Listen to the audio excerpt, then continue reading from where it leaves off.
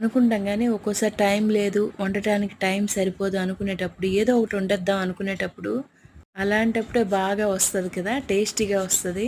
నేను ఎక్కడికైనా బయటికి వెళ్తే రసం పెట్టేసి కర్రీ వండేస్తాను. ఈవేళ ఏం చేశాను, రైస్ పెట్టేశాను, ఆమ్లెట్ వేద్దామని ఇలా ఉంచేసాను.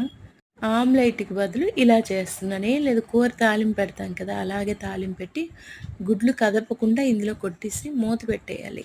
ఇలా ఉడికిన తర్వాత టర్న్ చేయిస్తాను. అన్నంతో తినేటప్పుడు గుడ్డు కూర తిన్నట్టే ఉంటుంది. కూర వండేటప్పుడు కానీ, వంటలు చేసేటప్పుడు, ఆ ముక్కలు కోసేటప్పుడు కానీ, ఉడికే టైమింగ్స్లో వీటన్నిటి వల్ల చేంజెస్ వచ్చేస్తుంది వంటలో. చిన్న చిన్న మార్పులే అనుకుంటాం కానీ టేస్ట్ విషయంలో చాలా తేడా వచ్చేస్తుంది కదా. చాలామంది అనుకుంటారు వంట ఈజీ, వంట ఏం కాదు, వంట ఎంత అనేవాళ్ళకి కానీ, అలా అనుకునే వాళ్ళకి వంట ఒక 10 రోజులు అప్పచెప్పేస్తే అప్పుడు తెలుస్తుంది వంట కష్టం ఏంటో.